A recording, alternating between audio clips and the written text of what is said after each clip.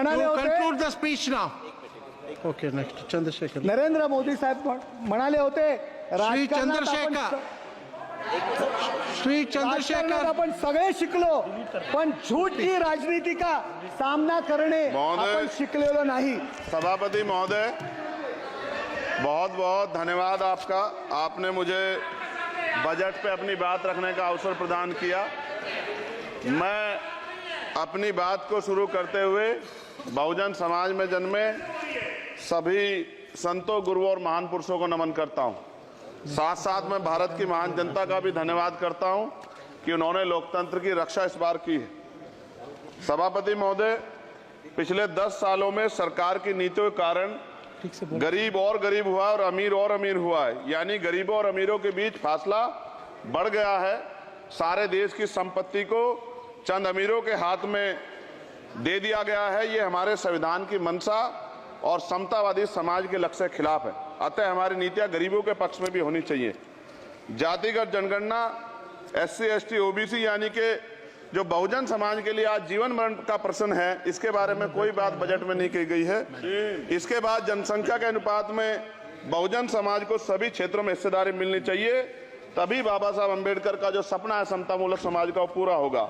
महोदय, एक ऐसा विकसित भारत है जिसमें आज भी सफाई कर्मचारी को पक्की नौकरी नहीं मिल रही है और उसको गटर में उतरने के लिए मजबूर किया जा रहा है।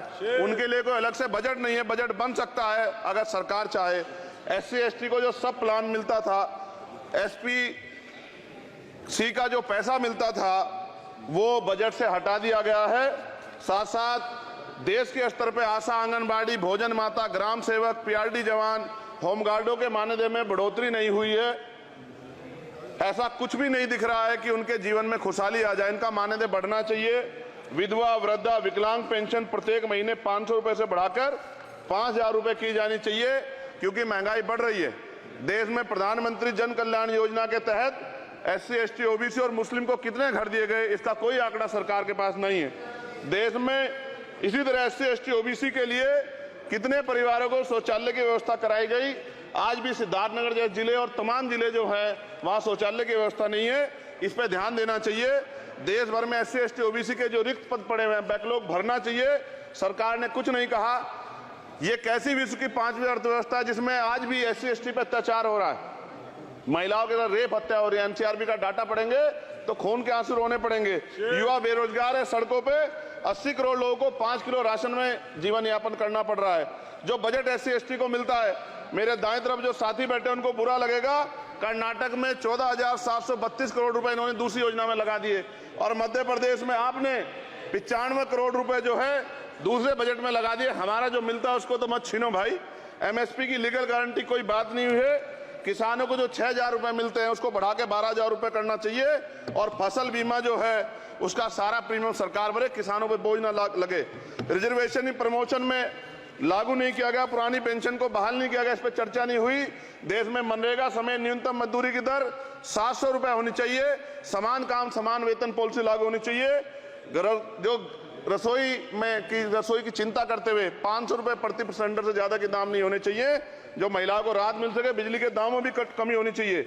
बेरोजगार युवाओं को 5,000 रुपए भत्ता मिलना चाहिए, जो बेरोजगार युवा जो है अपनी पढ़ाई या अपना खर्चा उठा सके। मैं अपने क्षेत्र के विषय में महोदय आपसे कहना चाहता हूं कि पश्चिम यूपी में नगीना में एक एम्स बनना चाहिए, एक IIT बननी चाहिए, एक IIM बनना चाहिए। नगीना लोकसभा में उद्योग धंधे लगने चाहिए। नगीना की कताई मिल जो है उसको पुनः शुरू कराना चाहिए। RRTC जो योजना है सरकार की, उसको मेरठ से आगे बढ़ाकर मुजफ्फरनगर, सहारनपुर से नजीबाबाद, नगीना होते हुए उसको नगीना तक ले जाना चाहिए। साथ साथ नजीबाबाद से मुंबई के लिए एक ट्रेन चलनी चाहिए और नगीना, श्योरा, किरतपुर में रेलवे के ओवरब्रिज बनने चाहिए।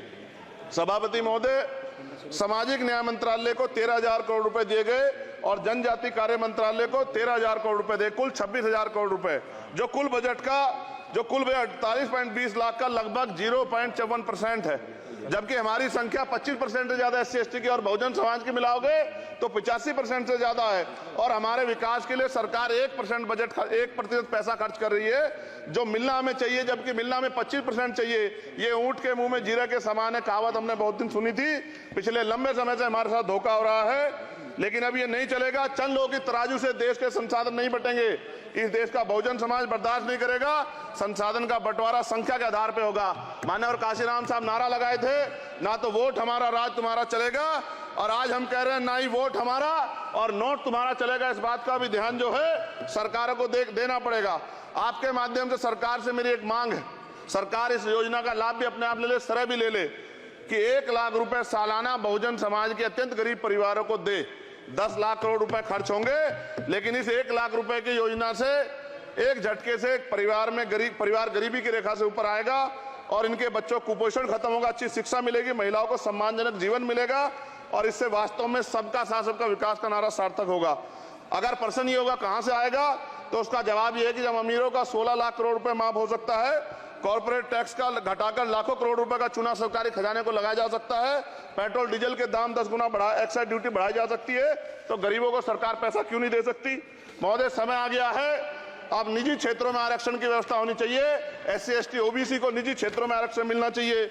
और मेरी आपसे ये भी मांग है, क्योंकि अब समय की मांग है और देश तेजी से आगे बढ़ रहा है, तो मैं कहूंगा कि सरकार का जो सबका साथ सबका विकास का नारा लगभग वो असत्य महसूस होता है, क्योंकि अल्पसंख्यकों में मुसलमानों, जैनों, सिखों, बुद्धिस्टों के लिए कुछ दिख नहीं रहा, उनकी कल्याण कोई योजना नहीं है। मदरसों को जो बजट मिलता था वो कम कर दिया गया है। आर्थिक तंगी से लोग मर रहे हैं। इंटर्नशिप की बात हुई है, परमानेंट रोजगार नहीं है। और दिल्ली में क्या हुआ बच्चों के साथ कल, उनकी सुरक्षा की जिम्मेदारी क्या है? वो आए तो बनने थे IAS IPS और बन क्या गए, लाशें बन के गए। यहाँ से कोई ध्यान नहीं दे रहा है, किसी की नजर नहीं है। साथ साथ मैं आपसे ये भी आग्रह करूंगा कि हम ग्रामीण क्षेत्रों से आए लोग देश से बड़ा प्रेम करते हैं और हम ये महसूस करते हैं कि सरकारें हमें सुनेंगी, सरकारें हमारे बारे में सोचेंगी। लेकिन ऐसा महसूस हो जाता है आजादी के 75 साल बाद, और जिसको अमृत काल कहा जा रहा है, आज भी SC ST OBC के लोगों पर अत्याचार हो रहा है। अभी 2 दिन पहले गोली से उड़ा दिया गया गाजियाबाद में, और राजस्थान में गर्दन काट दी गई। ये घटनाएं देख के डर लगता है, घर से निकलते हुए भी कि आने घर वापस लौटेंगे नहीं लौटेंगे। तो मेरा सरकार से आग्रह है, अगर आजादी के 75 साल बाद भी हमारी हत्या हो रही है, तो हमारी मां को भी दर्द हुआ होगा जब उसने हमें पैदा किया हो। हमारी बहनों को भी हमारे खोने का दर्द होता होगा। कैसी कानून व्यवस्था है आपकी? सब कुछ है आपके पास, फिर भी जो है महिलाओं पर रेप नहीं रोक पा रहे हो, हत्याएं नहीं रोक पा रहे हो, गरीबों, दलितों, पिछड़ों, किसानों, मजदूरों की जान नहीं बचा पा रहे हो। किसान सुसाइड कर रहा है, नौजवान सुसाइड कर रहा है, और बड़ी बड़ी बातें होती हैं, इधर भी अच्छे लोग हैं, इधर भी अच्छे लोग हैं, लेकिन अच्छाई तब होगी जब जमीन पे भी कुछ काम दिखाई देगा। और जमीन पे महोदय कोई काम दिखाई नहीं दे रहा है। जब कोई योजना की बात आती है तो सरकार हमसे मुंह मोड़ लेती है। आप बताइए, एजुकेशन का बजट कम कर दिया, हेल्थ का बजट कम कर दिया। मैं अपने क्षेत्र में गया तो आप विश्वास कीजिए, डॉक्टर नहीं है, स्कूल में मास्टर नहीं है, और कोई भर्ती ऐसी नहीं जिसका पेपर लीक नहीं होता है। तो देश किस तरफ जा रहा है और इसमें नौजवानों का भविष्य क्या है, इसके बारे में हमें चिंता करनी चाहिए। और अंत में अपनी बात को खत्म करते हुए मेरा आपसे आग्रह और आपके माध्यम सरकार से आग्रह है कि यहाँ बाहर बाबा साहब अम्बेडकर की मूर्ति लगी हुई थी एक, वो करोड़ों लोगों की आस्था से जुड़ा विषय है, और आप विश्वास करो इतना गुस्सा है उसको लेके। मेरी आपके माध्यम से मैं हाथ जोड़ता नहीं हूं, लेकिन मैं हाथ जोड़ के आपसे आग्रह कर रहा हूं कि प्रधानमंत्री जी, सरकार से हमारी आग्रह कि वो अम्बेडकर वादियों के सम्मान का ध्यान रखते हुए, उनके जो है दिल की पीड़ा को समझते हुए, उनके दर्द का ध्यान रखते हुए उस मूर्ति को पुनः स्थापित करा दीजिए। अगर इसमें कोई राजनीतिक कारण अलग बात है, लेकिन मैं कंक्लूड कर रहा हूं। मगर मैं आपसे कहना चाहता हूं, इसमें बहुत गुस्सा है। जिस दिन अम्बेडकरवादी गुस्सा हो जाएगा, वो फिर इस सरकार को जो 24 में आ गई है, वो आने वाले चुनाव में ऐसा सबक सिखाएगा कि दोबारा पलट के नहीं देख पाओगे। तो मैं आपका धन्यवाद करता हूं, और मुझे विश्वास है कि सरकार मेरी बातों पे गौर करेगी और गरीबों के बारे में सरकार सोचेगी, गरीबों को आगे बढ़ने के अवसर प्रदान होंगे। धन्यवाद।